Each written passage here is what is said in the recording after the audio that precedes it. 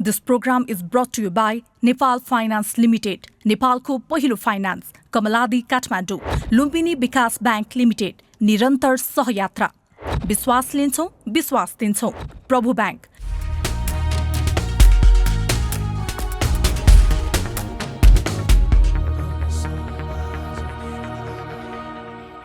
दर्शकबिन नमस्कार। कार्यक्रम तमसुमा ज्योतिर्गमयमा यहाँलाई हार्दिक स्वागत छ। आजको श्रृङ्खलामा पनि तपाईहरुले सर्वाधिक रूपमा खोज्नु भएको रुचाइएको पात्र हामीले 2 साता अघि मात्रै तमसुमा ज्योतिर्गमयमा यहाँले इच्छाएको पात्र को हुन सक्छ भन्नेमा इच्छाएका ती पात्रहरू मध्येका 5 जना सबभन्दा बढी सिफारिस परेका मध्येका पात्र हुनुहुन्छ, जसलाई हामी तेस्रो पटक तमसुमा ज्योतिर्गमयमा स्वागत गर्दैछौं। राजनीतिज्ञ, टिप्पणीकार, अझ संस्थागत पार्टीगत रूपमा कुरा गर्ने भने वैज्ञानिक समाजवादी कम्युनिस्ट पार्टीका अध्यक्ष संयोजक आहुतिजी, स्वागत छ। हजुर, धन्यवाद। सबभन्दा अब तपाईसँग चाहिँ दार्शनिक वैचारिक कुरा गर्न मजा आउँछ। हजुर, नेपालको दलित आन्दोलनका विषयमा, नेपालको जाति व्यवस्थाका विषयमा, नेपालमा चाहिँ गैर सरकारी संस्थाको प्रभावकारिता, पार्टीमा त्यसको प्रभाव अथवा त्यो ऐजोरी जस्तो फैलिएको ती आयामका विषयमा अर्को कुनै विशेष श्रृङ्खलामा हामी चर्चा गरौँ। र अहिले अब राजनीतिकै सरगर्मी भएका कारणले गर्दा संसद विघटन पश्चात यो जुन परिस्थिति उत्पन्न भएको छ नि, यो कुन परिमाणमा प्रत्याशित अथवा अप्रत्याशित? घटनाहरू त सामान्यतः प्रकट हुँदाखेरि अप्रत्याशित रूपमा नै देखा पर्छन्, तर त्यो निश्चित नियमको परिणाम हुन्छ त्यो, हैन? त्यसमा त्यसलाई नियमित आकस्मिकता भन्छन् कसैले, हैन? कसैले चाहिँ नियमितताभित्र पैदा हुने आकस्मिकताको रूपमा बुझ्दाखेरि चाहिँ यो अप्रत्याशित त हो, तर यो हुनै नहुने वा हुनै नसक्ने होइन, बरु त्यतातिर नै मुलुक गइरहेको थियो। किनकि यो अहिले जो संसद विघटन भन्नुहोस् वा सङ्कट भन्नुहोस् वा प्रतिगमन भन्नुहोस्, जे भएको छ यो त चाहिँ मात्राबाट गुणमा फड्को मार्या नै हो। यो त वस्तुगत परिस्थितिमा अथवा संसदीय व्यवस्थाभित्र त सङ्कट त थपिँदै गएको थियो, हैन? त्यो सङ्कट थपिँदै जाँदाखेरि यो गुणात्मक रूपमा एउटा चरणमा प्रकट भयो। यसलाई अलि मूर्त रूपमा भन्दा नेपालमा संविधान बनेर जस्तो व्यवस्था यहाँ निर्माण गरियो, हैन? दलाल संसदीय पुँजीवादी व्यवस्था अथवा दलाल भने के भने त भनेर भन्यो भने सरल बुझ्नका निम्ति नेपालमा कुनै पनि सामान उत्पादन गर्न नदिने, सम्पूर्ण सामान विदेशबाट ल्याएर मात्रै उपभोग गर्ने समाज र त्यस्तो गराउने व्यवस्था, हैन? पुँजीवाद भनेपछि सामान्यतः मान्छेले के बुझ्छ भन्दाखेरि उत्पादन गर्ने व्यवस्था भनेर बुझ्छ, तर यो चाहिँ उत्पादन गर्ने पुँजीवाद होइन, यो चाहिँ उपभोग मात्रै गर्ने, कमिसन मात्रै खाने पुँजीवाद हो यो, है? पहिला सियो पनि बन्दैन भन्थे, अब त गुन्द्रुक पनि विदेशबाट आउने भयो, हैन? भनिसकेपछि यो के हुँदैछ त भन्यो भने त्यस्तो खालको दलाल पुँजीवाद थियो। अब पार्टीहरूले के गरे त, विशेष त नेकपाले के गरे त भन्दाखेरि हामी 2-3 वर्षमा चकाचौध समृद्धि गरिदिन्छौँ, हैन? सुखी नेपाली बनाइन्छौँ, समृद्ध नेपाल पनि बनाइन्छौँ भनेर नारा दिए।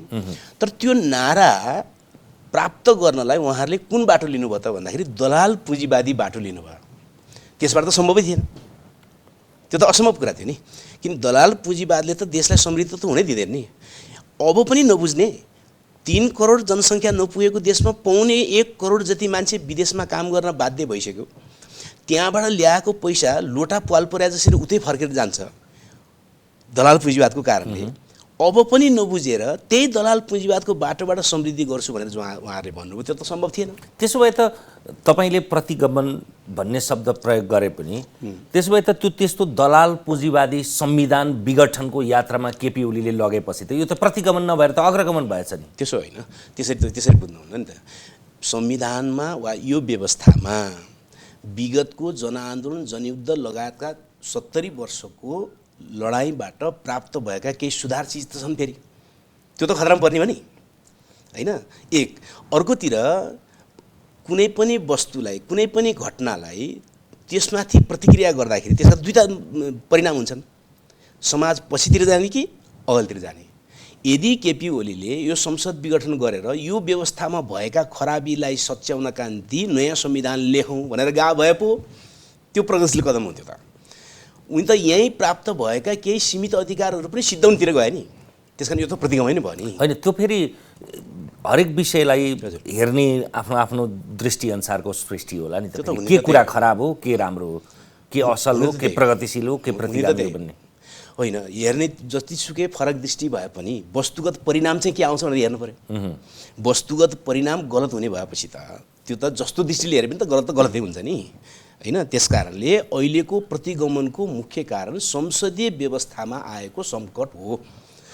त्यसका पात्रहरू चाहिँ नेकपा भित्रबाट निमित्त कारणको रूपमा देखा परे, होइन। त्यसमा पनि अझ ओली गुट देखा पर्यो फर्स्ट पात्रको रूपमा। तर यसको पछाडिको कारण चाहिँ के हो त भन्दाखेरि चाहिँ वस्तुगत रूपमा नै दलाल संसदीय पुँजीवादी व्यवस्थाले जनताको समस्या हल गर्नेतिर जान सकेन। एउटा उदाहरणको रूपमा ल्याउनु, उहाँहरूले भने जस्तो समृद्धि खुरुखुरु भइदिएको भए, होइन, खुरुखुरु भइदिएको भए के हुन्थ्यो त? केपी ओली गुटको त हाई हुन्थ्यो संसार नेपालभरि, पार्टीभित्र पनि विवाद भन्ने कुरो त कुनै सम्भावनै हुँदैन थियो। तर भइदियो के त भन्दाखेरि उहाँले 2-3 वर्षमा चकाचौध गर्छु भनेको जुन बाटो लिएको त्यसबाट सम्भव भएन। यदिसम्म लाजमर्दो स्थिति आयो कि खल्तीभरि पैसा छ, अन्तर्राष्ट्रिय बजारमा चाहिँ मल छ, किन्न पनि नसक्ने, होइन, त्यो हालतमा गिर्यो नि त स्थिति त। जसको कारणले गर्दाखेरि त्यो समस्या समाधान गर्न नसकेको जो व्यवस्थाजन्य समस्याको कारणले अनि उहाँहरूको पार्टीभित्र पनि अनिवार्य रूपमा सङ्घर्ष भयो, गुट सङ्घर्ष देखा पर्यो। अब प्रत्येक गुटले आफूलाई असुरक्षित देख्न थाल्यो, होइन। फेरि अब अलिअलि पैसा कमिसन खाएको पैसा थियो त्यो पनि खास गुटले मात्रै खाइदिन थाल्यो, सबैलाई त बाँडेन त्यसले त। भनेपछि अन्तर्विरोध झन् चर्किँदै गयो र त्यो चर्केको बेलामा स्वाभाविक रूपमा विदेशी शक्तिहरूले पनि अनिवार्य रूपमा खेल्ने, होइन, नेपालमा भएका केही सीमित अधिकारहरूको अवस्थालाई पनि खतम पारिदिने स्थिति आयो। कसरी आयो त छ्याङ्गै छ नि। अब चाहिँ देशव्यापी रूपमा एउटा ठुलो विभ्रम खडा गरिएको थियो। ओली भनेको चाहिँ राष्ट्रवादी देशभक्त, होइन, तमाम कुरा खडा गरिएको थियो नि। तर सर्लक्क चाहिँ त्यो अन्तर्विरोधको कारणले, गुट सङ्घर्षको कारणले आफू शक्तिशाली बन्नका निम्ति त्यो सम्पूर्ण राष्ट्रवादी खोल चाहिँ उतारेर प्रधानमन्त्रीको निवासमै बालुवाटारमै, होइन, भारतको सामान्य एउटा गुप्तचर प्रमुखलाई ल्याएर बैठक गर्नुपर्ने स्थिति बन्यो। किन बन्यो त भन्दाखेरि त्यो त उहाँहरूले गर्छु भनेको कुरा असफल भइसकेपछि आफू जसरी हुन्छ शक्तिशाली कसरी बनिराख्ने त भन्नको निम्ति गुहारेको कुरा हो, होइन। त्यस कारण वस्तुगत सङ्कट संसदीय व्यवस्थामा आएको हो।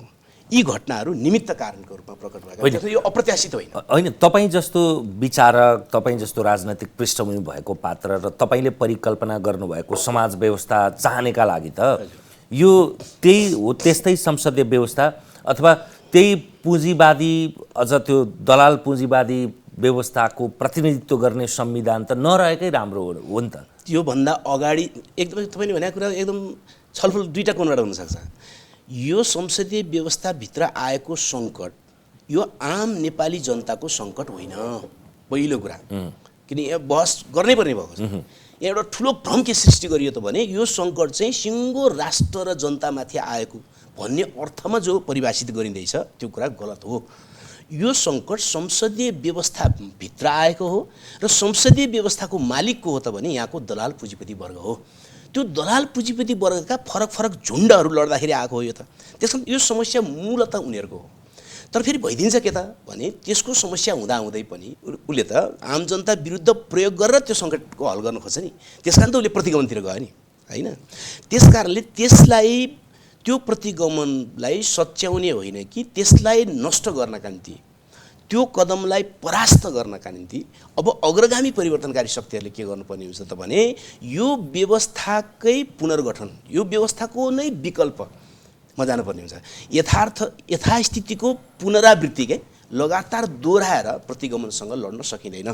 त्यसकारण हामीले के भनेको त, होइन, हामीले के भनेको त भने अब संसदीय व्यवस्था असफल भयो, यो त प्रमाणित भयो। किनकि संसदीय व्यवस्थामा सबभन्दा ठुलो कुरा भने के थियो त भने बहुमत ल्याउनु।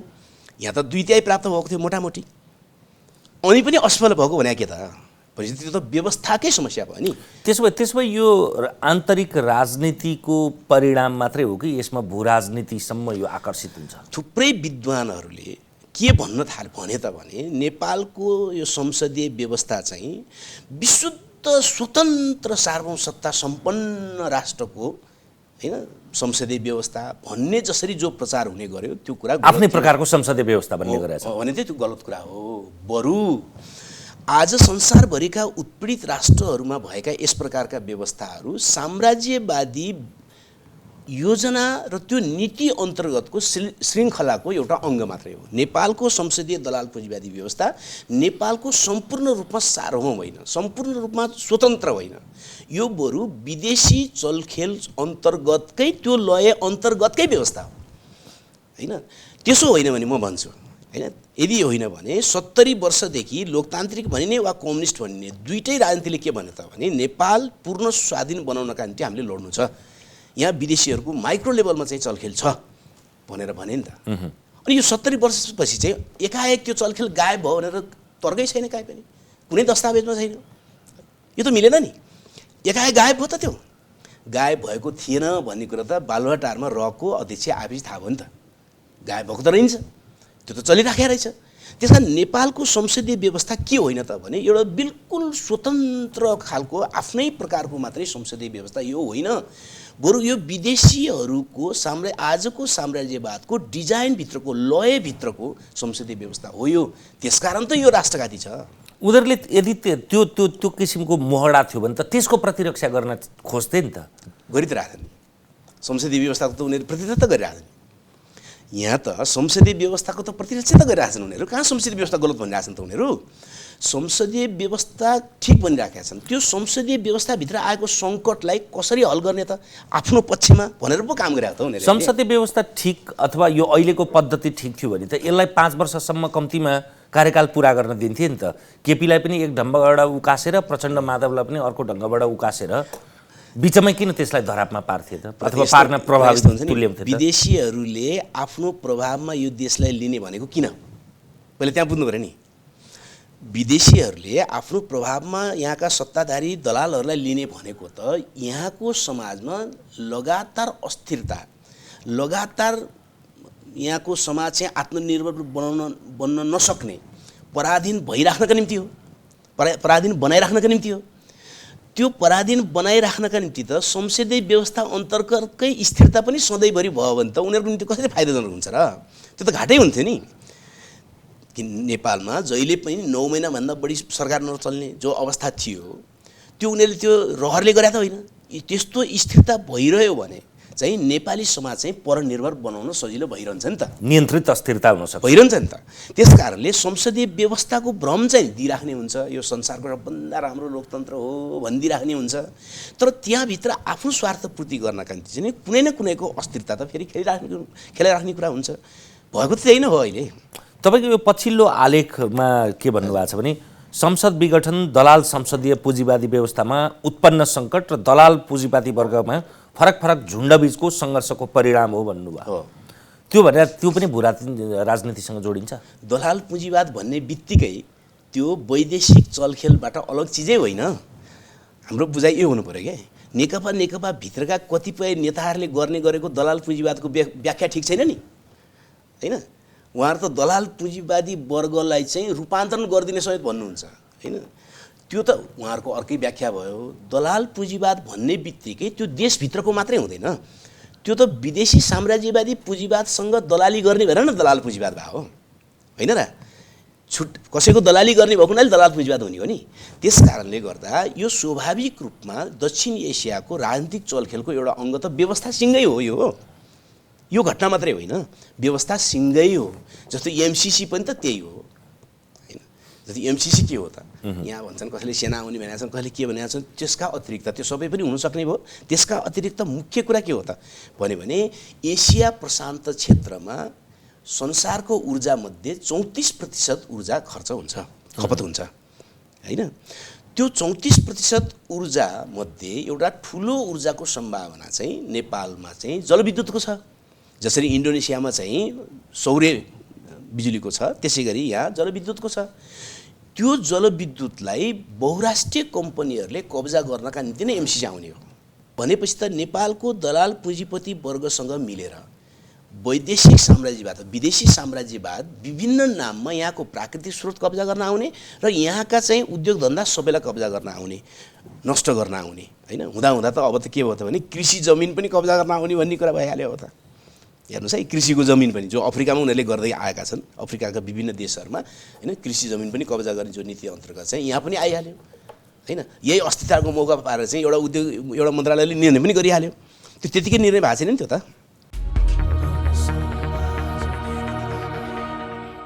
नेकपा संसद विघटन र त्यसबाट उत्पन्न परिस्थितिको चर्चा गरेका कारणले तपाईँको विशेष गरी ६२-६३को आन्दोलन यता नै तपाईँले मुखर रूपमै भन्नु खोज्नु भएको छ।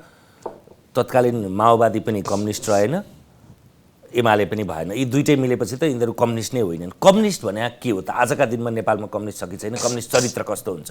आजको मात्रै होइन, केही त यसको सैद्धान्तिक सार्वभौम पक्षहरू छन् होइन, केही तत्कालीन कुरा हुन्छन्। सार्वभौम पक्ष यसको के हो त भने कम्युनिस्ट पार्टीले वर्गहरू बिचको सङ्घर्ष हुन्छ भन्ने कुरा स्वीकार गर्छ होइन। अरू कुनै पार्टीले स्वीकार गर्दैन। अरूले वर्गहरूलाई समन्वय गर्नुपर्छ, मिलाउनुपर्छ भन्छन्। कम्युनिस्ट सिद्धान्तले वर्गहरूको बिचको सङ्घर्ष हुनुपर्छ, सङ्घर्ष भइराखेको छ, अझ त्यसलाई चर्काउनुपर्छ भन्छ। अब नेकपा जस्तो पार्टीले चाहिँ कुन वर्गसँग सङ्घर्ष गर्छ त? उसको त सङ्घर्ष गर्ने वर्गै छैन। अब हेर्नुहोस् होइन, वर्ग सङ्घर्ष भन्ने छ त त्यो पार्टीको काहीँ अब छैन। किन पात्र सङ्घर्ष छ? पात्र सङ्घर्ष भने त अर्कै कुरा हो होइन, व्यक्ति सङ्घर्ष भने अर्कै कुरा त्यो छैन। एउटा कुरा त्यो हो कम्युनिस्टहरूको एउटा कुरा। दोस्रो कुरा साम्राज्यवादसँग निरन्तर दृढतापूर्वक सङ्घर्ष गरेर उभिनु, त्योसँग सुलह सम्झौता गर्नु होइन, दोस्रो कुरा होइन। तेस्रो कुरा यसले के गर्नु पर्यो त भन्दाखेरि चाहिँ आत्मनिर्भर अर्थतन्त्र जनताको समुदायको बलमा बनाउनु पर्ने हुन्छ। तेस्रो कुरा यसले निजीकरणको विरुद्ध सामुदायिकरणमा जानुपर्ने हुन्छ होइन, नीतिगत रूपमा कुरा गर्दाखेरि। अब यस्तो त केही पनि छैन होइन। आफै निजी कलेज चलाउने, आफै समाजवाद ल्याउने होइन, आफै हस्पिटल चलाउने, आफै चाहिँ समाजवाद ल्याउने, यस्तो कुरा गरेर त हुनेवाला छैन। अनि विभिन्न दलाल पुँजीवादीहरूको झुन्ड तयार पार्ने, अनि एउटा गुटले एउटा झुन्डलाई को निम्ति काम गर्ने, एउटा गुटले अर्को झुन्डको निम्ति काम गर्ने, यही त हो यिनीहरूको काम। नेपालमा त्यसो छ कि छैन त कम्युनिस्ट पार्टी? किन नहुनु? आजको कोणबाट हेर्दाखेरि म के देख्छु त भने संसदीय व्यवस्थाबाट नेपाली जनताको समस्या समाधान हुन सक्दैन, राष्ट्र पूर्ण रूपमा स्वाधीन पनि हुन सक्दैन। त्यसकारणले संसदीय व्यवस्थाको विकल्पमा जनगणतन्त्र वा वैज्ञानिक समाजवादमा जानुपर्छ है भनेर जो सङ्गठित प्रयत्न गरिरहेका छन्, सापेक्षित रूपमा आजको निम्ति कम्युनिस्टहरू तिनै हुन्। तपाईँले सङ्केत गर्न खोज्नुभयो त्यसो भए अहिले विप्लव नेतृत्वको नेकपा, ऋषि कट्टेलको नेतृत्वको नेकपा, मोहन वैद्य नेतृत्वको नेकपा क्रान्तिकारी माओवादी अनि तपाईँको नेतृत्वको वैज्ञानिक समाजवादी कम्युनिस्ट पार्टी चाहिँ कम्युनिस्ट हो? अहिलेको सापेक्षतामा, किन फेरि तत्कालीन सापेक्षता पनि हुन्छ, अहिलेको सापेक्षतामा कम्युनिस्ट ध्रुवको नेतृत्व गर्न प्रयत्न गरिरहेका पार्टीहरू यिनै हुन्। यसबाहेक अरू एक दुईवटा पार्टी पनि होलान्, तर मूलभूत रूपमा यही ध्रुव नै कम्युनिस्ट ध्रुव हो अहिलेको। अब यो सम्झौता परस्त समन्वय जस्तो कुरा सुनिएला आजका विश्वमा। अघिल्लो तपाईँको कुराकानीमा पनि भएको थियो, धेरै कुरा तपाईँकै सुनौँ भने, तर प्रति प्रश्न गरेन भने पनि त्यो रोचक हुँदैन। ठिक छ, भन्नु न। आजको भू राजनीति, आजको दुनियाँ, आजको युएन सिस्टमदेखि लिएर आजको ग्लोबलाइजेसन भनिने प्रणाली पद्धतिमा त्यो कुरा युटोपियाभन्दा बढी कहाँ कसरी हुनसक्छ? संसारभरि आज बहुसङ्ख्यक मानिसहरू आजको भूमण्डलीकृत पुँजीवादबाट लुटिरहेको कुरा युटोपिया हो? होइन। आज पनि संसारभरि साम्राज्यवादले उत्पीडित राष्ट्रहरूलाई लगातार लुटिरहेको कुरा के कल्पना हो? होइन। र संसारभरिका मानिसहरू असन्तुष्ट भएर केही न केही मुक्तिको यात्रामा प्रयत्न गरिरहेका कुरा पनि कल्पना होइन।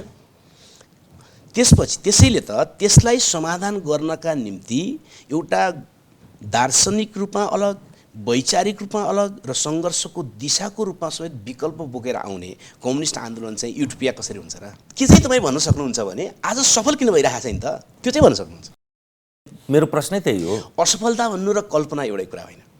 असफलता र तत्काल अथवा सुदूर भविष्यसम्म पनि त्यस्तो कुनै सम्भावना नदेखेपछि त त्यो असम्भव जस्तै भयो नि, त्यो त दुस्वप्न जस्तै भयो। मैले मात्रै भन्ने गरेको छु जस्तो लाग्छ, अथवा मेरो प्रवृत्तिको मान्छेले मात्रै भन्ने गरेको जस्तो लाग्छ कि सन् 1959 को क्युबन क्रान्तिपछि बितेको 50 वर्षमा कम्युनिस्टहरूका निम्ति प्रतिक्रान्ति मात्रै छ। यो कुरा सत्य हो। 1917 देखि 1959 सम्म क्रान्ति मात्रै छ। 59 पछि आजसम्म प्रतिक्रान्ति मात्रै छ। त्यो प्रतिक्रान्ति मात्रै सबैतिर कम्युनिस्टहरू हार्नुको मात्रै कारण के हो विश्वव्यापी रूपमा र नेपालमा पनि भनेर त्यसको कारण खोज्नु, त्यसअनुसार नयाँ रणनीति बनाउनु चाहिँ जरुरी छ। त्यसैमा हामी लागिराखेका छौँ। अहिले म सबै हाम्रा कुरा त भन्न भ्याउँदिनँ नि यहाँ त होइन। म अनुरोध गर्छु तपाईँलाई भ्याउँदिन पनि चाहदिन पनि होइन, अहिले त भ्याइँदैन कसरी भ्याइन्छ त होइन। मेरो अनुरोध के छ भने हाम्रो दस्तावेजहरू केही न केही तपाईँले पनि हेरिदिनुहोस्, अर्कोचोटि छलफल गर्दाखेरि काम लाग्छ होइन। हामीले त्यसको उत्तर खोजेका छौँ, उत्तर दिने प्रयत्न गरेका छौँ, त्यो कुरा सत्य हो। त्यस कारणले नै ती उत्तरहरू नदिएको हुनाले कम्युनिस्ट आन्दोलन अगाडि बढिराखेको छैन गुणात्मक रूपमा, त्यो कुरा सत्य हो तपाईँले भनेको कुरा होइन। तर त्यो कारणहरू सहित नयाँ रणनीतिमा जानुपर्छ, त्यो गयो भने अगाडि बढ्छ। यो कहिले जस्तो अवस्था हो त 1905 को जस्तो अवस्था छ क्या। सन् 1900 देखि 1905 सम्म त मार्क्सहरूले चाहिँ कम्युनिस्ट क्रान्ति हुन्छ भने, सबभन्दा पहिले त बेलायत युरोपबाट हुन्छ भने कहीँ पनि भएन। भनेपछि मान्छे त सोत्राम भएका थिए नि त। तर 1900 पछि जब नयाँ युगको व्याख्यासहित लेनिनहरूको प्रवृत्ति जब देखा पर्यो होइन, त्यसपछि नै क्रान्तिको लहर 1959 सम्म 50 वर्षसम्म संसारभरि आएको हो नि त। त्यस कारण अहिले हामी त्यस्तै खालको परिवेशमा छौँ कि हाम्रो क्रान्तिको प्रक्रिया 50 वर्ष रोकियो। 50 वर्ष भएका थुप्रै बलिदानहरू खेर गएका त होइनन्, तर त्यसले सफलता पाउन सकेनन्। अब कसरी त भन्ने नयाँ बाटो निर्माण चाहिँ जरुरी छ। तपाईँले भनेको कुरा सत्य हो। त्यो बाटो नदेख्दाखेरि चाहिँ कल्पना पो हो कि क्या हो यो जस्तो लाग्नु पनि म चाहिँ अन्यथा ठान्दिनँ होइन। अब हामीले नयाँ बाटो तय गरेका छौँ। त्यो नयाँ बाटो अनुसार अगाडि बढेपछि मात्रै आम मानिसले बुझ्ने गरी कम्युनिस्ट क्रान्तिको नयाँ चक्र, नयाँ युग सुरु हुन्छ। अब अहिले त्यो मार्क्स, लेनिन, माओ, स्टालिनले गरेको त्यो भाष्यलाई अलि पुनरावलोकन, अलि संशोधन गर्नु पर्ला कि 2000 यताको तपाईँ विश्व हेर्नुहोस्, 2000 यताको डिजिटल क्रान्ति हेर्नुहोस्। अहिले फोर्ब्समा सूचीकृत सर्वाधिक धनीका सूचीहरूको तपाईँले क्रमगत कुरा गर्ने हो भने पहिलो पुस्ताका धनीहरू छन्। पहिलो पुस्ताका, त्योभन्दा अगाडि कि किसानका छोराछोरी कि मजदुरका छोराछोरीहरू छन्। त्यो जुकर्सबर्ग होस्, स्टिभ जब्स होस् अथवा एकदम सबै पात्रहरू हुन् एकदम। अनि तपाईँले त्यो सम्पत्तिको स्वामित्वको कुरा गर्ने हो भने पनि क्रमशः सिफ्ट हुँदैछ। अहिले फोर्ब्समा चीनका धनीहरू बढ्छन्। अब केही पछाडि अमेरिका पछाडि सबभन्दा बढी धनी चीनका होलान्, रुसका पनि बढिरहेछन्, भारतका बढिरहेछन्, ब्राजिलका बढिरहेछन्, दक्षिण अफ्रिकाका बढिरहेछन्। त्यो आयम अनि त्यति बेला जस्तो मार्क्सवादलाई व्याख्या गर्नलाई प्रयोग गरिने त्यो भाष्यहरूमा द्वन्द्वात्मक भौतिकवादको आजको अवस्था हेर्नुहोस्, त्यस्तै छ कि छैन। 19औँ 20औँ शताब्दीको जस्तो वर्ग सङ्घर्षको कुरा त्यस्तै छ कि छैन। बुर्गोसिस र पोलिट्रेडियनहरू त्यस्तै छन् कि छैनन्। इतिहासको भौतिकवादी व्याख्याको पनि त्यति बेलाको सिलसिला र आजको सिलसिला हेरौँ।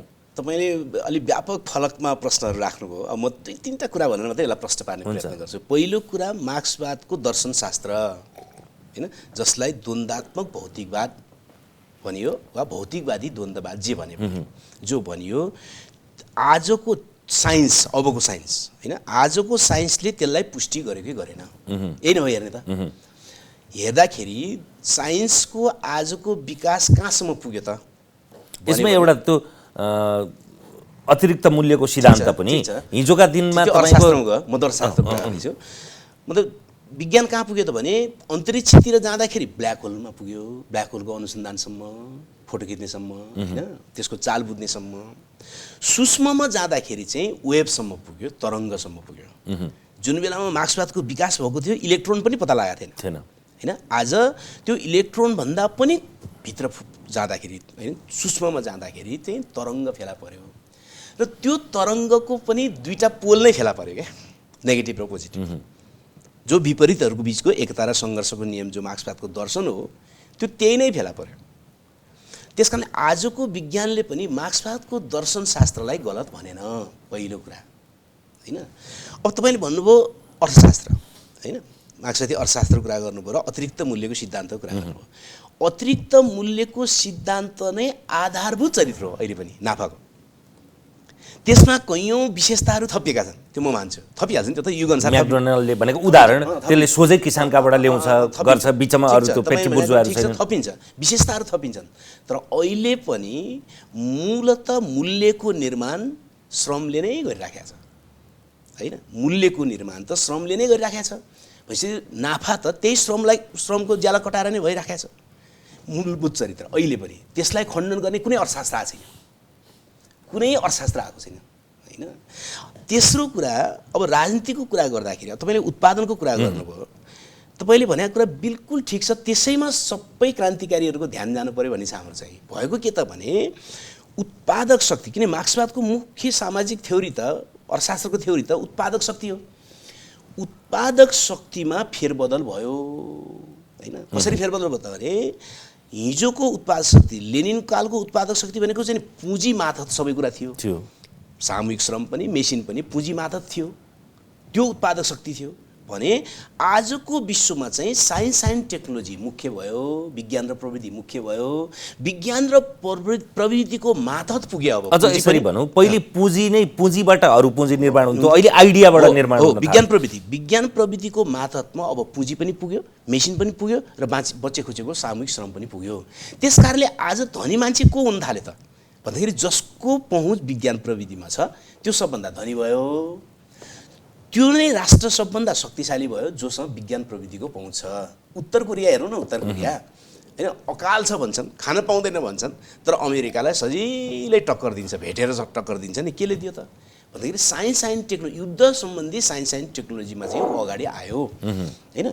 त्यसमा हामीले भने त्यही हो, आजको कम्युनिस्ट आन्दोलनले अब लेनिनको पाला जस्तो पुँजी चाहिँ उत्पादक शक्ति हो, सामूहिक श्रम चाहिँ मुख्य उत्पादक शक्ति हो भनेर अब हल हुँदैन।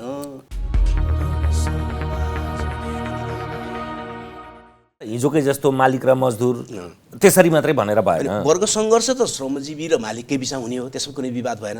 तर हुने के हो त भने अब विज्ञान प्रविधि मुख्य उत्पादक शक्ति भएर आएको हुनाले अबको क्रान्ति पनि विज्ञान प्रविधिको आजको विकासको स्तर अनुसार रणनीति बन्न पर्यो, कार्यनीति बन्न पर्यो, सङ्घर्षका तरिकाहरू बन्न पर्यो र सङ्गठन पनि त्यसरी बन्नु पर्यो। हाम्रो जोड चाहिँ त्यस्ता कुरालाई प्रोत्साहन गरौँ न त। एकदम त्यस्ता दिमागलाई, त्यस्तो मानिसलाई, त्यस्तो वातावरणलाई खालि सङ्घर्षकै मात्रै कुरा गरेर कति बस्ने त भनेको चाहिँ तपाईँले फेरि अलिकति अन्त मोड्नु भयो यसलाई। सङ्घर्ष गर्नका निम्ति त्यो चाहियो भने त्यसो मात्रै गरेर हुन्छ भने होइन नि। त्यसो मात्रै त अमेरिकाले गरिराखेको छ नि, त्यसो मात्रै त दक्षिण कोरियाले गरिराखेको छ नि हैन, त्यसो मात्रै त संसारभरिका पुँजीपतिले गरिरहेका छन्। विज्ञान प्रविधि प्रयोग गर्ने र मान्छेलाई सारा लुट्ने त्यो त गरिराखेको छन् नि होइन र। विज्ञान प्रविधि प्रयोग गरेर त लुटिरहेको छ आजको पुँजीवादले। आजको पुँजीवादले त अरू कुरा त सुन ल्याएर हैन, अरू सुझाव ल्याएर त गरिराखेको छैन। विज्ञान प्रविधि प्रयोग गरेरै उसले बहुराष्ट्रिय कम्पनी बनाएको छ। विज्ञान प्रविधि प्रयोग गरेरै नाफा लगानी लैजाने र नाफा ल्याउने काम गरिरहेको छ। विज्ञान प्रविधि प्रयोग गरेरै उसले ड्रोन जस्ता चिजहरू आविष्कार गरेको छ। विज्ञान प्रविधि प्रयोग गरेरै एटम बम बनाएको छ। मैले पनि संरचनाको कुरा गरिरहेको छैन। संरचनाका रूपमा उपरि संरचनामा एउटा संविधानको त्यसको एउटा दार्शनिक पक्ष तपाईँले भने जस्तो त्यो पुँजीवादी, दलाल पुँजीवादी जे होला, तर हामीले सकेसम्म राजनीति नबुझ्ने, निरपेक्ष रहने, चासो नहुने, अहिले त झन् जति पुस्तान्तरण हुँदै गयो त्यति राजनीतिसँग निरपेक्ष वितृष्णा हुँदैछ नि। पहिले जस्तो पुरा चेतना त छैन नि त। एक थरी मान्छेहरूले यसो भनेका छन्, म त्यति मात्रै भन्छु, एक थरी मान्छेले नयाँ पुस्तालाई राजनीति मतलब छैन भनेका छन् भन्ने म मान्छु। तपाईँलाई चाहिँ लाग्दैन, मान्नुहुन्न? लाग्दैन, किनकि मलाई त्यस्तो लाग्दैन।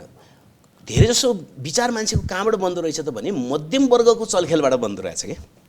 मध्यम वर्गले चाहिँ मोटामोटी किन पत्रिकामा पनि त्यसकै पहुँच हुन्छ, टेलिभिजनमा पनि त्यसकै बढी पहुँच हुन्छ होइन, विभिन्न ठाउँमा त्यसकै पहुँच हुने भएको हुनाले त्यो वर्गले बोलेको कुरा नै निर्णायक हो भन्ने मान्छेमा बुझाइपर्छ। मध्यम वर्गका एउटा तबकाको मान्छेहरूमा राजनीतिप्रति वितृष्णा छ, त्यो कुरा सत्य हो। तिनीहरू अमेरिका पलायन पनि भइरहेका छन्, त्यो कुरा पनि सत्य हो। तर बहुसङ्ख्यक मान्छे, तपाईँ नेटमा तपाईँले नेटमा राख्नुहुन्छ नि, सुझाव माग्नुहुन्छ नि, त्यहाँ चाहिँ देशमा बस्न नसकेर कतार पुगेको मान्छे, ओमान पुगेको मान्छेले त्यहाँ आफ्नो प्रतिनिधित्व जनाइराखेको छ। तपाईँलाई एकदम राम्रोसँग थाहा छ त्यो कुरा। यो के हो? यो वितृष्णा मात्रै छ, कुरा त्यस्तो छैन। आक्रोश मिश्रित वितृष्णा, त्यो त्यही हुने हो। सुरुमा त त्यही हुने हो, आक्रोशै हुने हो सुरुमा त होइन। जबसम्म विचार मान्छेले बोक्दैन तबसम्म त आक्रोश त हुन्छ नि बेटीको विरुद्ध। तर नयाँ हुनुपर्छ, देशमा गडबड भयो भन्ने कुरामा त मान्छे दृढतापूर्वक लागिरहेको छ नि। उसले ठिक बाटो पाइरहेको छैन होला होइन, ठिक सङ्गठन पाइरहेको छैन होला। तर नेपालबाट, देशबाट, जनयुद्धबाट समेत दुःख पाएर, नेताहरूले नहेरेर, पार्टीले नहेरेर हैरान परेशान भएर विदेश पलायन भएको मान्छे पनि उसले सानो मौका पाउने बित्तिकै राजनीति चाहिँ ठिक हुनु पर्यो भन्छ नि त। किन भने त त्यसकारणले नयाँ पुस्ताप्रति राजनीतिमा पुरै वितृष्णा छ भन्ने कुरा सत्य होइन। तपाईँले भने जस्तो त्यो सूचना प्रविधि उताको वेब चरणसम्म, यता सेमी एटमसम्मको प्रगतिका कुरा, सूचना प्रविधिको त्यो प्रवर्धन गर्न त्यस्ता किसिमका उद्यमशीलताको प्रवर्धन गर्ने वातावरण चाहिँ तयार गर्ने कि निरन्तर सङ्घर्ष पछाडि सङ्घर्ष, सङ्घर्ष पछाडि सङ्घर्ष? त्यो त साथसाथै त हामी कहिले विश्रामै लिएका छैनौँ। अब तपाईँलाई म एउटा कथा सुनाउँ? हुन्छ, आधा मिनटमा। मतलब काठमाडौँमा एकजना चाहिँ ज्यापु किसान चाहिँ अब लङ्गोटी मात्रै लाउने, बिहानदेखि रातिसम्म खेतीमा काम गर्ने होइन। विभिन्न मान्छेले आउँछन् उसलाई कि यो जमिन मलाई देऊ, म यति पैसा दिन्छु, उति पैसा दिन्छु। तर त्यो बुढो किसानले होइन कहिले पनि त्यो जमिन बेच्न मानेन र खेती किसानी गरिराख्यो। धेरै मान्छेले उसलाई मूर्ख भनेछन् होइन, भाइ कस्तो मूर्ख, यत्रो जमिन छ बेचे त खुरखुर कार चढेर हिँडे भइहाल्यो। तर उनले आफ्नो पालामा त्यो बेच्न दिएनन्, बेचेनन् र उनी मरेर गए। आज उसको नातिले चाहिँ त्यो जमिन बेचेर कार चढ्यो। बाजेले बेच्या भए त 2-4 हजार मात्रै आउँथ्यो, आज करोडौँ रुपियाँ आयो। र धेरै मानिसले के भन्छन् रे भने यो नाति कति विद्वान, बाजे चाहिँ त्यत्रो जमिन हुँदाहुँदै चाहिँ लङ्गोटी मात्रै लाएर हिँड्थ्यो होइन। यो नातिले चाहिँ कार चढेर यत्रो प्रगति गर्यो, के को बलमा गरेको? बाजेले सङ्घर्ष गरेर भोकै बसेर त्यति बेला जमिन उडाइदिन चाहने मान्छेहरूको पक्षमा नलागेर त्यो जमिन रक्षा गरिदिया हुनाले यो नाति चाहिँ यसरी हिँड्यो भने त होइन। ठिक त्यसै गरी राजनीतिले के गर्छ त भने सबै प्रकारका बाधा दिने चिजहरूलाई अन्त्य गरिदिन्छ होइन। तब न अनि विज्ञान प्रविधि सुसंस्कृत राजनीतिले भन्नु पर्यो फेरि। ठिक राजनीतिले भनौँ न, संस्कृत त सबैको छ होइन। ठिक राजनीतिले सबै बाधाहरू अन्त्य गरिदिन्छ र अनि सम्पूर्ण नागरिक र सम्पूर्ण समाजलाई अगाडि बढ्नका निम्ति निश्चिन्त बाटो खोलिदिन्छ। यहाँ त नेपालमा त त्यो राजनीतिले नै बाटो खोल्न सकेन नि त। मैले भनौँ सानो कुरा गरौँ न, हामी कुनै पनि सामान उत्पादन गर्न नसक्ने किन भएको त? ल यसको उत्तर दिनु पर्दैन कसैले? पर्ने होला नि हैन। त्यसको त अब एउटा लाटो लाटो उत्तर जस्तो पनि हुन्छ नि, तुलनात्मक लाभको कुरा के तपाईँ चीनमा जनसङ्ख्या 1 अर्ब करिब 40 करोड छ, भारतमा 1 अरब 30-35 करोड छ। त्यत्रो ठुलो जनसङ्ख्या छ, त्यत्रा ठुला उपभोक्ता छन्, उसले त्यति सस्तो रूपमा उसले ती सामान उत्पादन गर्छ। तिनै सामान यहाँ गर्दाखेरि यहाँ अब कस्ट अफ प्रोडक्सन महँगो पर्यो। पञ्चायतमा तपाईँको गाडीहरू यहाँ बनाए होइन र नेपालमा, तर दानेन। त्यस्तो होइन नि। जस्तो कि बाबुराम भट्टराई प्रधानमन्त्री हुँदा एउटा गोल्छाको अथवा नेपालमै बन्ने गरेको जो मुस्ताङ म्याक्स उहाँले चढ्नुभयो। त्यसपछि त्यो गाडीलाई चाहिँ के भन्न थाल्यो त भने युरोपियन स्तरको होइन बनाउनु पर्यो भन्ने प्रस्ताव आयो। हेर्नुहोस् है, त्यो कम्पनीले माग्यो, के माग्यो? टाइम माग्यो, यति समय मलाई चाहिन्छ। तर त्यति समय दिएन र त्यो कम्पनी डुब्यो। हेर्नुहोस् है, कुरा बुझ्नुहोस् है कुरा। नेपालमै बन्ने गरेको गाडी कमसेकम पहाडी क्षेत्रमा गुडिराखेको थियो, त्यसलाई युरो 2 अन्तर्गत ल्याउनु पऱ्यो, त्यो क्षमताको भन्ने प्रस्ताव ल्याइयो। उसले समय माग्यो, समय दिएन, त्यो डुब्यो। त्यस कारणले यहाँ चाहिँ गर्न नचाहने, गर्नै नखोज्ने, हुनै नसक्ने भएर होइन, भएको त त्यसो गरिसकेपछि त यो समाज त आत्मनिर्भर हुन थाल्छ नि। यो समाज आत्मनिर्भर भएपछि त साम्राज्यवादीहरूले उत्पादन गरेको सामान त कम बिक्न थाल्छ नि यहाँ त होइन। यो राष्ट्र त चाहिँ आत्मनिर्भर भएर स्वावलम्बी हुन थाल्छ नि। त्यस कारणले कुरा के होइन भने यहाँ त्यस्तो सामान एकैचोटि प्लेन बनाउन नसकेला, त्यो ठिक छ, तर भात त उत्पादन गर्न सकेला नि, सकिन्छ नि। तर त्यो पनि उसले हुन दिँदैन र यहाँको दलाल पुँजीवादले त्यतातिर जानै दिँदैन। किन दिँदैन त भने यहाँको व्यवस्था चाहिँ कमिसन मात्रै खाएर मात्नेतिर गयो। दलाल पुँजीवादी व्यवस्था भनेको त्यही हो होइन। विदेशीहरूले चाहिँ के गरे त भन्दाखेरि यो समाजलाई उपभोक्ता समाज मात्रै बनाउने होइन, कि सामान मात्रै बेच्ने, अनि जति श्रम शक्ति आउँछ त्यसलाई ल्याएर आफ्नो घरमा बुढाबुढी स्याहार लाउने, पैसा दिने। यसलाई नेपालका पाउने 1 करोड मानिसहरूले पैसा त ल्याइराखेको छ नि, तर उनीहरूलाई के थाहा छ त भने यो पैसा त्यहाँ बद्ने त होइन, हामी कहाँ फर्केर आइहाल्छ। त्यसैले यस्तो राष्ट्र निर्माण गरिँदैछ, यस्तो समाज निर्माण गरियो उत्पीडित राष्ट्रहरूलाई अथवा नेपाल सहितलाई कि श्रम र उपभोग मात्रै गर्ने, श्रम गर्ने, उपभोग गर्ने, तर आफ्नो मालिक कहिले पनि हुन नसक्ने। त्यसैले यो चाहिँ यहाँ उत्पादन हुँदैन भनेर भएन, उत्पादन नहुने भनेर भएन नि, उत्पादन हुन सक्दछ। तर यहाँको दलाल पुँजीवादी व्यवस्था र आजको भूमण्डलीकृत पुँजीवादले, साम्राज्यवादले त्यो हुन दिँदैन। सारमा तपाईँको कुरासँग विमति छैन कि, तर तत्तत वस्तुहरूको तुलनात्मक लाभको पनि प्रश्न हुन्छ। यहाँ पनि उखुमूल छन्, यहाँ पनि चिनी उत्पादन हुन्छ, तर नेपालको चिनीभन्दा भारतको चिनी किन सस्तो हुन्छ त? त्यहाँ सरकारले छुट दिया होला, लाभ दिया होला, त्यहाँ श्रमिकहरूको दक्षता बढी होला। तपाईँ कुरासँग म पुरै एउटा कुरामा सहमत छु। के त भने कुनै समाजमा जनसङ्ख्या धेरै भइसकेपछि, उपभोक्ता बढी भइसकेपछि, धेरै मात्रामा उत्पादन गरेपछि होइन त्यसको मूल्य घट्न पुग्दछ, लागत कम हुन्छ। एउटा सिद्धान्त छ होइन, एउटा अर्थशास्त्रमा त्यसो भनिन्छ। त्यो कुरा एउटा तथ्य भयो। तर त्यस्तो अवस्थामा नेपालभित्रको उत्पादनलाई कसरी चाहिँ ठिक गर्ने त भन्ने बारेमा नीति बनाउने काम कसले गर्ने? राज्यले होइन। अनि तपाईँ र मेरो कुरामा विमति नै छैन। म भन्नु तपाईँको कुरा भन्दैछु। जस्तो त्यसो हो भने ब्रोइलर कुखुरा इन्डियामा पनि उत्पादन हुन्छ होइन, जनसङ्ख्या खाने मान्छे पनि बढी छ होइन, यहाँ पनि उत्पादन हुन्छ। तर ब्रोइलर कुखुरा त यहाँ तपाईँ र मेरो कुरा एउटामा मात्रै फरक पर्यो, तुलनात्मक लाभ भने नि मैले। तुलनात्मक म गर्दैछु, म भन्दैछु यही त भन्छु। कुखुरा यहाँ सस्तो पर्छ, मासु यहाँ सस्तो पर्छ, धान यहाँ सस्तो पर्ला, किन पर्या त? मैले त्यही त भने त कतिपय गाडी बनाउन यहाँ महँगो पर्ला, त्यो अर्कै कुरा। किनभने मैले भनेको कुखुरा जस्ता चिजहरू यहाँ सस्तो पर्न सम्भव रहेछ नि त होइन।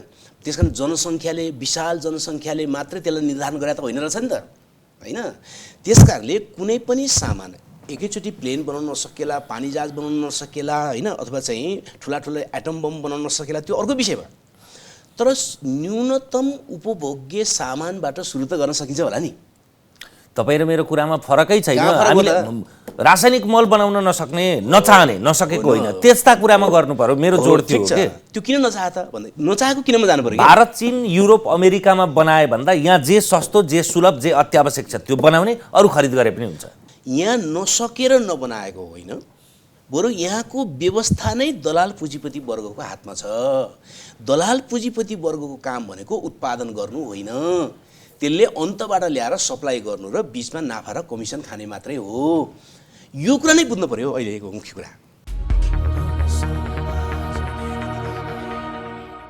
महँगी बढ्छ, चुपचाप घरमा बस्छ। 30 वर्षदेखि मेलम्ची आउँदैन, त्यसमा पनि मतलब छैन। अत्याचारका विषयमा केही पनि गर्दैन। तर अब पार्टीका पक्षमा को वैधानिक हो भनेर आह्वान गर्दाखेरि कोरोनाको कहरका बिचमा हेर्नु त भिड, प्रतिस्पर्धा छ। अनि होइन, अब नेपाली जनतालाई चाहिँ त म त दोष दिनेवाला छैन, किनकि संसारमा नेपाली समाज नै त्यस्तो छ जसले खराब चिजका विरुद्ध छिटोभन्दा छिटो तीव्र प्रतिक्रिया जनाउँछ होइन। 10 वर्षमा केही न केही यसले आफ्नो प्रतिक्रिया दिन्छ होइन। त्यस कारणले नेपाली जनता र समाजको चरित्रबारे त मलाई भन्नु छैन, मेरो गुनासो छैन। गुनासो कहाँ हो त, समस्या कहाँ हो त भने त्यसलाई लिड गर्ने पार्टी र नेतृत्व मण्डलीको चाहिँ समस्या छ होइन। तपाईँ राजनीतिक गर्ने पात्र भएका कारणले जनताको दोष छैन भन्नुभयो, तर कहिलेकाहीँ त गणेशमान सिंह जस्तो आँट पनि देखाउन सक्नु पर्यो नि जनताको चरित्रका विषयमा। होइन, गणेशमानजीले भनेको त्यो शब्दावली चाहिँ बेठिक छ, अहिले पनि ठिक छैन त्यो होइन। उहाँको आक्रोशको पक्ष अर्कै हो, उहाँको आक्रोशको पक्ष अर्कै हो होइन। त्यो शब्दावली चाहिँ त्यो प्रयोग नगरे भए हुन्थ्यो, भेडा भनी शब्दावली त्यो राम्रो भएन। त्यो गणेशमानजीको व्यक्तित्वको कारणले पनि त्यो शब्द राम्रो भएन भने हो। मान्छे लैलैमा लाग्ने भनेर त्यसलाई अलि सिङ्गारिक रूपमा प्रयोग गर्दै भयो नि त। कुनै पनि तर्कले मिल्दैन। हेर्नुहोस्, नेपालमा राणा शासनका विरुद्ध निरन्तर साथमा लडेका छन् मान्छे, पञ्चायत विरुद्ध 30 वर्षसम्म त्यत्रो बलिदान गरेका छन् मान्छे, 46 सालमा त्यत्रो गरेका छ, 36 सालमा त्यत्रो गरेका छ, 62-63 जनयुद्ध काहीँ पनि मान्छेले सत्यको निम्ति चाहिँ बलिदान गर्न छोडेको छैन। अनि त्यस्तो समाजलाई चाहिँ अब लैलैमा लाग्ने इत्यादि भन्न मिल्छ? त्यस्तो मिल्दैन, त्यसरी भन्न मिल्दैन। भएको के त भने विचारधारात्मक रूपमा ठिक बाटोमा लाने नेतृत्व मण्डलीको असफलता न हो त्यो त होइन। आजका दिनमा पनि सबभन्दा धेरै मान्छे कसको आह्वानमा सडकमा आउलान् त भन्दा, अथवा आइरहेछन् भन्दा केपी ओलीको आह्वानमा, प्रचण्ड माधवको आह्वानमा, शेरबहादुर देउवाको आह्वानमा, तपाईँहरूको आह्वानमा आउनुपर्ने नि। यस्तो भएको नि तपाईँलाई म सुनाउँ। यिनै प्रचण्डहरू हुन्, यिनीहरू हामीहरू हौँ होइन, जसले चाहिँ पञ्चायत विरुद्ध जुलुस निकाल्दाखेरि 7 जनाको जुलुस निकाल्दा हामी माइनेट गरेर सफल भयो भनेर लेख्थ्यौँ पञ्चायत कालमा होइन। 6-7 जनाको मसाल जुलुस निकालेपछि बेलुका बैठक बसेर एकदम भव्यतापूर्वक सफल भयो भनेर लेख्थ्यौँ। तिनी मान्छेहरू तमास भनेर हेर्थे, कोही जुलुसमा आउँदैन थिए होइन। त्यस कारण कहिले कोसँग कति मान्छे आउँछन् मुख्य कुरा हुँदो रहेनछ होइन। त्यस कारण अहिले प्रचण्डजी भयो वा माधवजी भयो वा चाहिँ केपीहरूको वरपर मान्छेहरू जो आएका अहिले त पूर्व राजा ज्ञानेन्द्रले आह्वान गर्दा त्योभन्दा धेरै आउँछन् होला, आएका छन् भनेर जो तपाईँले भन्नुभएको छ त्यो कुरा आएकै छ नि त। किनकि त्यो त्यतिकै आएको होइन, लामो समयदेखि एउटा वैचारिकीमा प्रशिक्षित गर्दै यो नै कम्युनिस्ट पार्टी हो भन्ने एउटा विभ्रमद्वारा मानिसलाई कन्भिन्स गरियो होइन। कन्भिन्स भइसक्यो नि त मान्छे, भएपछि त त्यो होइन रहेछ भन्ने बुझ्न त केही समय उसले लाग्नेवाला छ। हामीलाई नै लाग्यो नि, मलाई नै लाग्यो नि त, लागेन र होइन? हामी पनि त कैयौँ बेलासम्म त यसलाई बनाउन सकिन्छ कि भन्ने सबै खालका अप्ठ्याराहरूका बिचमा पनि त लागेकै हो नि त। अन्ततः हामी वैचारिक रूपमा कहाँ पुग्यौँ त भने योबाट अब पार लागेन, यो बिल्कुल गलत ठाउँमा गइसक्यो भन्ने चेतनामा पुगेपछि न विद्रोह गर्दो रहेछ मान्छेले होइन। तर त्यो कम भयो नि त विद्रोह गर्ने। अहिले तत्काल त 3 वर्ष पनि भएको छैन त नि, कसरी कम भयो भन्नुहुन्छ तपाईँ? होइन, तपाईँ मात्रै उदाहरणको पात्र होइन भन्न खोजे। पात्रका रूपमा नारायणमान बिजुक्से ठिक कि पुष्पकमल दाहाल भनौँ भने नारायणमान ठिक भन्लान्, केपी ओली ठिक कि चित्रबहादुर भन्दा चित्रबहादुर ठिक भन्लान्, अमुक र तर अब कता छ त भिड, कता छ त समूह हो नि त। अहिले तत्काल छ त, संसदवादमै त छ नि अहिले भिड हुन्छ। यो तपाईँले संविधान बनाएको 3 वर्ष 4 वर्ष भएको छैन, मान्छेले त आशा गरेका थियो नि त, ठुलो भ्रम सिर्जना गरिएको, यो नै सबभन्दा सर्वोत्तम काम गरियो भनेर त भनियो नि। त्यो भ्रममा परेर त मान्छेले 2/3 जति मत पनि दिएको, यसो भयो भने ठिक होला, हाम्रो भविष्य बन्ला, अहिलेसम्म नबन्या त होइन मत राम्रो नदिएर होला भनेर त भनेकै त परेको त हो मान्छेलाई। त्यो भ्रमबाट त अब क्रमशः मान्छेहरू त बुझ्दैछ नि त। तपाईँहरूले यो विशेष गरी अघि मैले नाम लिएका पार्टीहरूसँग नत्र सामान्यतया चाहिँ नेपालमा कार्यनीतिगत कार्ययोजना अथवा तात्कालीन रूपमा मात्रै एकता हुन्थ्यो, कार्यगत एकता हुन्थ्यो। अहिले चाहिँ तपाईँहरूले विप्लवजी, मोहन वैद्यजी, ऋषि कट्टेलजी र तपाईँहरूले रणनीतिक संयुक्त मोर्चा भन्नुभएको छ। यसमा म 2टा प्रश्न एकैपटक, एउटा त त्यो के हो, दोस्रो चाहिँ विप्लवजी भूमिगत हुनुहुन्छ, त्यसका लागि राज्य कारण होला के होला, उहाँहरू फेरि सशस्त्र युद्ध सुरु नगरे पनि त्यस्तो सङ्केत दिन थाल्नु भएको छ, मान्छे मार्दै हिँड्नु भएको छ। अनि यो कहाँ तारतम्यता छ? पहिलो कुरा नेपालमा रणनैतिक प्रकारको संयुक्त मोर्चा अहिलेसम्म बनेको थिएन, बन्नुपर्छ भन्ने थियो तर बनेको थिएन। अहिलेसम्म बनेको कार्यनीतिक संयुक्त मोर्चाहरू, कार्यनीतिक एकताहरू नै हो, जुन जुन विषयमा मिल्न सकिन्छ तिनीहरू मिल्ने। अहिले नेपालमा कस्तो परिस्थिति सिर्जना भयो त भने संसदीय दलाल पुँजीवादी व्यवस्था चाहिँ असफलतातिर गयो, त्यसका परिणामहरू पनि आउन थाले, असफलता भएर यस्ता घटनाहरू पनि देखा पर्न थाले। आम जनता राजनीतिबाट नै निराश जस्तो, क्रान्तिकारी पार्टीहरूको ठुलो हिस्सा चाहिँ दलाल पुँजीवादमा पतन भयो, त्यसले कम्युनिस्ट भनेर ठुलो भ्रम दिइराख्ने, जनताका आधारभूत समस्या केही पनि समाधान नहुने, यस्तो खालको जो खालीपन नेपालमा जो सिर्जना भयो, यसका विरुद्ध जनतालाई आशावादी बनाउनका निम्ति क्रान्तिकारीहरूको एउटा ध्रुव, एउटा केन्द्र होइन, पार्टी एकता नै हुन नसके पनि आधारभूत विषयहरूमा चाहिँ जनताको पक्षमा, देशको पक्षमा सङ्घर्ष गर्ने एउटा क्रान्तिकारी ध्रुव निर्माण गर्नु आवश्यकता भयो। जसको कारणले हामीले के गर्यौँ त भन्दाखेरि चाहिँ जति साथीहरूको रणनीति मिल्छ, रणनीति भने के त भने यो दलाल संसदीय पुँजीवादबाट नेपाल राष्ट्र र नेपाली जनता र श्रमजीवी वर्गको समस्या समाधान हुन सक्दैन, अब नयाँ व्यवस्थामा जानुपर्छ भन्ने रणनीति भएका पार्टीहरूको बिचमा चाहिँ अब त्यो रणनीति, त्यो उद्देश्य पुरा गर्नका निम्ति हामीले मोर्चाबन्दी गर्नुपर्छ भनेर अहिले मोर्चा बनाइएको, मोर्चा बनाउने निर्णय गरिएको छ। मोर्चा त बनिसकेकै छैन, यसमा यही 4 पार्टी मात्रै बस्छन् भन्ने पनि होइन, त्यो सुरुवात मात्रै यो 4 पार्टी बस्छ। अब दोस्रो प्रश्न, अब जहाँसम्म विप्लवजीहरू चाहिँ भूमिगत हुनुहुन्छ भनेर जो भन्नुभएको छ, विप्लवजीहरू भूमिगत हुने स्थिति आएको किन हो? तपाईँकै कार्यक्रममा आएर मैले एकचोटि भनेको थिएँ कि उहाँहरूको त नागरिकता खोजिदिने काम भयो, किन नेपालको संविधानमा त पार्टीलाई प्रतिबन्ध लाउने व्यवस्था थिएन होइन। उहाँहरूले कुनै हिंसात्मक वा कुनै त्यस्ता राज्यलाई नपस्ने कानुन विपरीत घटना घटाएको छ भने त कानुन लगाए भइहाल्यो, तर उहाँहरूले प्रतिबन्धको दिशामा लगिदिनुभयो। लगेपछि त उनीहरू त भूमिगत त हुने भए, बाहिर आउने नदिएपछि त भूमिगत हुने भयो मान्छे त। विप्लवजीहरूको पार्टीले, नेकपाले अहिले पनि हामी वार्तामा आउन तयार छौँ, आधिकारिक चिठी पनि सरकारले पठाएको छैन, पठाओस् भनिराखेको छ, हामी युद्धमा छैनौँ भनेर पनि उसले भनिराखेको छ होइन। भनिसकेपछि त्यो पार्टीलाई प्रतिबन्ध लगाउनु नै बेठिक भयो नि, त्यस कारण हामी त्यो प्रतिबन्धको त सुरुदेखि विरोधी छौँ। सरकारले फिर्ता लिनुपर्छ, वार्ता गर्नुपर्छ, छलफल गर्नुपर्छ र यदि सरकारलाई भड्किएको शक्ति लाग्छ भने पनि सरकार त सबै राजस्व उठाएर खाएर बसेको जिम्मेवार होला नि त, उसले त भड्किएको ठानेकोलाई त वार्तामा बोलाउनु पर्यो, छलफल गर्नु पर्यो। त्यस कारण हामीले प्रतिबन्ध मान्दैनौँ यो कुरा। अब जहाँसम्म चाहिँ उहाँहरूसँग मोर्चाबन्दी गर्दाखेरि चाहिँ अब सरकारले उहाँहरूले थालेको त्यो हत्या हिंसाको पनि अनुमोदन हो त? हाम्रो कुनै हालतमा हाम्रो त्यसमा सहमति हुने कुरा भएन। हामीले पहिलादेखि भनेका छौँ कि उहाँहरूको तत्कालीन कार्यनीतिसँग हाम्रो सहमति छैन होइन। उहाँहरूले कतिपय ठाउँमा चाहिँ बमहरू विस्फोट गर्नुभएको छ भने, कतिपय व्यक्तिको हत्या भएको छ भने त्यो कुरामा हाम्रो आलोचना छ, हाम्रो सहमति छैन।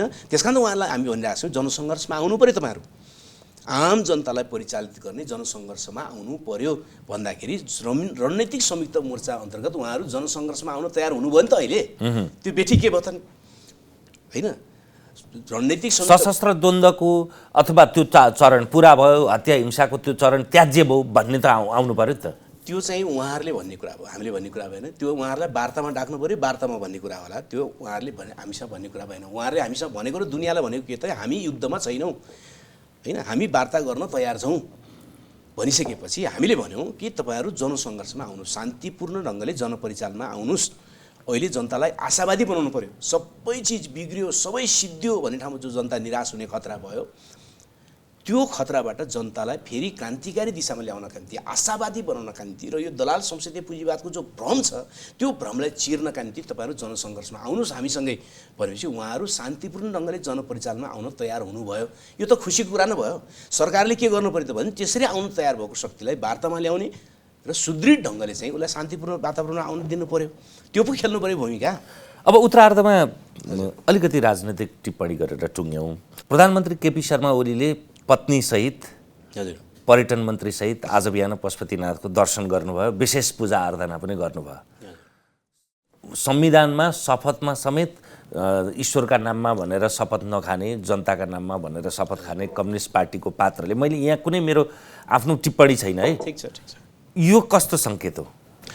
दुईवटा कुरा हो। पहिलो कुरा त उहाँले आफूलाई पहिलादेखि नै यो पार्टी कम्युनिस्ट पार्टी होइन भनेर अन्तर्वार्तै दिनुभएको थियो। यो अहिलेका गतिविधिहरूले त्यसलाई झन् छर्लङ्ग पुष्टि गर्दै गएको छ, होइन? किन उहाँहरू कम्युनिस्ट पार्टी होइन, उहाँ पनि कम्युनिस्ट आन्दोलनभित्रको पात्र अब होइन भन्ने कुरा नै पुष्टि हुँदै गएको छ। दोस्रो कुरा चाहिँ यो संसदीय व्यवस्थाको चाहिँ राजनीतिको घिनलाग्दो खेलभित्र के पर्छ भन्दाखेरि विभिन्न धर्मका मान्छेलाई प्रभावित गर्नका निम्ति विभिन्न हत्खण्डाहरू गर्ने, विभिन्न सम्प्रदायहरूलाई प्रभावित गर्न निम्ति हत्खण्डा गर्ने। उहाँले अहिले यो गरेको के होला त भने नेपालमा चाहिँ हिन्दू धर्म सापेक्ष देश बन्नपर्छ भन्नेहरूको चाहिँ मत जित्नलाई वा समर्थन लिनका निम्ति गर्न खोजेको होला भन्ने लाग्दछ। तर यसको सङ्केत ठिक छैन। यसले धर्मनिरपेक्षताको विरुद्ध चाहिँ, त्यो त तपाईँलाई ठिक नलाग्ने हो नि, मलाई त नलाग्ने त हो नि, अर्काको त म कसरी भन्न सक्छु। तर आम जनताले त धर्मनिरपेक्षताको पक्षमा त सही छाप गरे हो नि त, चाहेकै हो नि त। आम जनताले हो कि केही पात्रहरूले गरे हो? आम जनता भनेको के, त्यसको विरुद्ध, त्यो निर्णयको विरुद्ध विद्रोह नभएपछि आम जनता भन्ने त हो नि। संविधानमा जे लेखियो त्यसको विरुद्ध विद्रोह भएन नि, आम जनता भने त्यही हो। असन्तुष्टि केही मात्रा त हुन्छ, जुन विषयमा हुन्छ नि त्यो अर्कै विषय हो, त्यसको विरुद्ध विद्रोह त भएन, त्यस कारण त्यो सहमति हो। अब यो प्रधानमन्त्रीको यस प्रकारको कदमले चाहिँ के हुने भयो त भने क्रमशः धर्मनिरपेक्षताको त्यत्रो लडाइँबाट स्थापित भएको सिद्धान्तमाथि क्रमशः अब नैतिक बल चाहिँ त्यसलाई आक्रमण गर्नका निम्ति बढ्ने भयो। अब यो चाहिँ राम्रो कुरा होइन। यो प्रतिगमनको नयाँ श्रृङ्खलातिर अझ अगाडि बढ्न खोज्यो। यसको चाहिँ हामीले तीव्रतापूर्वक भर्त्सना गरिनुपर्छ, तीव्रतापूर्वक चाहिँ यसको आलोचना गरिनुपर्छ। कुनै पनि समुदायलाई आफ्नो धर्म दृढतापूर्वक मान्ने अधिकार छ, होइन? त्यो धर्मनिरपेक्षताको सिद्धान्तले ग्यारेन्टी गर्छ। तर ती धार्मिक धर्मान्तरणलाई त ग्यारेन्टी गर्दैन थियो होला नि त। धर्मान्तरण चाहिँ व्यक्तिको अधिकारभित्र मान्छ, व्यक्तिले त जे पनि गर्न सक्छ। किनकि अहिलेसम्म बनेका सबै धर्महरू धर्मान्तर भएर बनाएको त हो नि, होइन? स्थायी भने त केही पनि थिएन नि। त्यस कारणले गर्दाखेरि 1500 वर्ष अगाडि कोही मुस्लिम थियो र, होइन? थिएन नि। 4000 वर्ष अगाडि कोही हिन्दू थियो र संसारमा, थिएन नि, होइन? 2000 वर्ष अगाडि इसाई थियो र संसारमा कोही पनि थिएन नि। यो त सबै धर्मान्तर भएर बनाएको, त्यो व्यक्तिको अधिकारको कुरा हो, त्यो अर्कै विषय हो। तर ती धर्म मान्ने मानिसहरूलाई गलत दिशामा राजनीतिक उद्देश्यको निम्ति उक्साउने काम चाहिँ ठिक हुन, त्यो क्षमायोग्य हुँदैन। त्यसका विरुद्ध तपाईँले त्यति भन्दै पनि अघिदेखि साम्राज्यवादी भने जस्तो धर्मलाई मैले साम्राज्यसँग मिसाउन खोजे होइन, तर अमुक धर्म त साम्राज्यवादको मसियाका रूपमा संसारभरि प्रयोग भएको छ नि। अफ्रिका, ल्याटिन अमेरिकादेखि दक्षिण अमेरिकासम्म संसारभरि आज पनि हिजो पनि जबदेखि धर्मको रूपमा आयो तबदेखि राज्यले, कुनै पनि शक्तिले त्यसलाई आफ्नो राजनैतिक स्वार्थ पूर्ति गर्नका निम्ति उपयोग गर्दै आएको छ। यो त सत्य कुरा हो नि, होइन? त्यस कारणले युरोपले पनि त्यो गरेको छ, अरूले पनि त्यो गरेका छन्, नेपालभित्रै पनि त्यो कुरा भएको थियो इतिहासमा, होइन? त्यस कारणले गर्दा धर्म त एउटा टुल्सै हो नि राज्यको। त्यस कारणले त भने त नि धर्म व्यक्तिको राइट बनाइदिनु पर्यो, अधिकार बनाइदिनु पर्यो। त्यो कसैले उक्साएर राजनीतिक फाइदा लिने विषय बनाउनु भएन। भने त त्यही हो धर्मनिरपेक्षताको सिद्धान्तले। आज फेरि बिस्तारै क्रमशः धर्मनिरपेक्षताको त्यो भावलाई उल्टाउन खोज्ने र अब क्रमशः धार्मिक रूपमा मान्छेहरूलाई चाहिँ अर्को राजनीतितिर लैजान खोज्ने, राजनीतिक उक्साडतिर लान खोज्ने जो प्रयत्न हुन खोजेको छ त्यो चाहिँ क्षम्य हुन सक्दैन। केपी ओलीले अब त्यो ब्रह्मास्त्रका रूपमा सङ्घीयताभन्दा पछाडि आएर धर्मनिरपेक्षताबाट धर्मसापेक्षसम्म जाने सङ्केत कुन अर्थमा, कसरी, कुन घनत्वमा देख्नुहुन्छ तपाईँ? होइन, संसदीय व्यवस्था असफल भएपछि त्यसका चाहिँ विभिन्न गुटहरू असफल भइसकेपछि उनीहरू आफ्नो सङ्कट टार्नका निम्ति अन्तिम मूर्खतासम्म पनि गर्छन् त्यो होइन। त्यसका विरुद्ध चाहिँ आम जनता प्रशिक्षित हुने भने पनि त्यसै गरी हो होइन। त्यस कारण अहिले केपी ओली वा चाहिँ यस प्रकारका शासकहरूले जे गतिविधि गरिरहेका छन् उनीहरूलाई त लागेको छ कि हामी शक्तिशाली हुनका निम्ति हामीले विभिन्न षड्यन्त्रलाई सफलतापूर्वक सम्पन्न गऱ्यौँ भन्ने नै लाग्छ उनीहरूलाई। जसै ज्ञानेन्द्रलाई लागेको थियो नि एकचोटि, मैले त अब तुलसी गिरी बोलाएर के नै गरेँ भन्ने परेको थियो नि उनलाई। त्यो त हुनेवाला थिएन। त्यसले त आम जनतालाई प्रशिक्षण गर्यो गलत ढङ्गले, ठिक ढङ्गले। ओहो यो संस्था कति खत्तम रहेछ त भन्ने। ठिक त्यसै गरी अहिले केपी ओली लगायतकाहरूले जो गरिरहेका छन् यसले आम जनतालाई उनीहरूको वास्तविक चरित्रबाट प्रशिक्षित गरिराखेको छ होइन। र म के देख्छु त भने यसले भविष्यमा यो व्यवस्थाकै विरुद्ध नयाँ व्यवस्थामा जाने आन्दोलन निर्माण गर्नका निम्ति एउटा राम्रो वैचारिक आधार, राम्रो भावनात्मक आधार यसले निर्माण गर्दैछ। त्यो तपाईँले भनेको जस्तो व्यवस्था चाहिँ तपाईँले चाहे जस्तो जनगणतन्त्र पनि हुनसक्छ, तपाईँकै शब्दको त्यो पश्चगमन पनि हुनसक्छ। फेरि पश्चगमन कसरी हुन्छ? जे पनि हुनसक्छ। यो असफल भयो भने हामीसँग त्यसको नेतृत्व बेठिक भयो भने जे पनि हुनसक्छ। त्यो त म मान्छु नि होइन। अहिले नेतृत्व गलत हुँदाखेरि यति अधिकार पनि त खुसिन्तीसँग गयो नि, त्यो त मानिन्छ। ठिक वैचारिकी, ठिक नेतृत्व र ठिक कार्यनीति भइसकेपछि कसरी बेठिकसम्म जान्छ? जाँदैन। त्यस कारणले जस्तो कि कुन बेलामा गएको थियो तपाईँलाई म एउटा सम्झना गरौँ होइन। 62-63 को आन्दोलनभन्दा अगाडि 7 पार्टीले चाहिँ प्रतिगमन सच्याउँछु भनेर आन्दोलन गरे नि त। रातो घर वरिपरि घुम्या हो नि त रत्न पार्कमा 4-5 महिना, किनकि जनताले नयाँ सपना देखेन। त्यही पुरानो व्यवस्था दोहोऱ्याउने हो नि के को आन्दोलन होइन। तर जब माओवादी सहित गणतन्त्र, समावेशिता, नयाँ युगमा जाने भन्ने जब सपना 12 बुँदेले ल्यायो त्यसपछि 62-63 को आन्दोलन भयो। त्यस कारण हामी भनिराखेका छौँ अहिले पनि प्रतिगमन सच्याउने भने चाहिँ पुरानै चुनाव गरेर वा संसद पुनर्स्थापना गरेर सम्भव छैन। यो प्रतिगमनलाई परास्त गर्ने हो भने नयाँ अग्रगामी कार्यक्रम लिएर जानुपर्ने हुन्छ होइन। संविधान बनाउँदाखेरि उत्पीडितहरूका बारेमा भएका त्यो भनेको के 1, 2, 3 अनि टुङ्ग्यो। पहिलो कुरा आज 1, 2, 3 भने के त भने संविधान बनाउँदाखेरि नेपाली समाजमा रहेका विभिन्न उत्पीडनका मुद्दाहरूले जो छल्ने काम भएको छ, जो दबाउने काम भएको छ, जो कुल्चिने काम भएको छ, थातिरहेका छन् ती एजेन्डाहरूलाई अब प्रगतिशील ढङ्गले हल गर्ने भन्ने एजेन्डा थप्नु पर्यो। एक। दोस्रो, नेपालको दलाल संसदीय पुँजीवादी व्यवस्था चाहिँ साम्राज्यवादी चक्रभित्रको लयभित्रको एउटा श्रृङ्खला हो। त्यो श्रृङ्खलाबाट मुक्त हुने, स्वाधीनतामा जाने, पूर्ण रूपमा स्वाधीन समाजमा जाने र आफ्नो उत्पादनद्वारा आत्मनिर्भर बन्ने दिशामा जाने त्यो कार्यक्रमहरू चाहियो। त्यो कार्यक्रम भनेको स्वाभाविक रूपमा दलाल संसदीय पुँजीवादभित्र सम्भव छैन। यसले माथिल्लो स्तरको वैज्ञानिक समाजवादी स्तरमा समाजवादी समाजमा जानुपर्ने हुन्छ।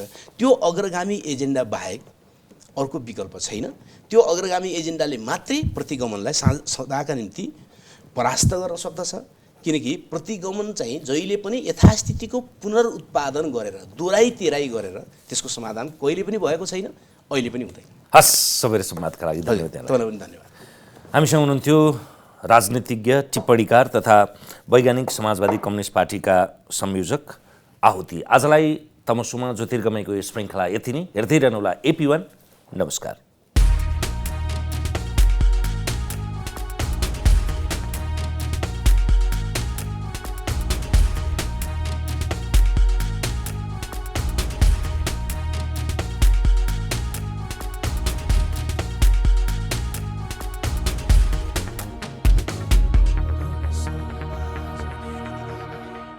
This program is brought to you by Nepal Finance Limited, नेपालको पहिलो फाइनान्स, कमलादी काठमाडौँ, लुम्बिनी विकास बैंक लिमिटेड, निरन्तर सहयात्रा।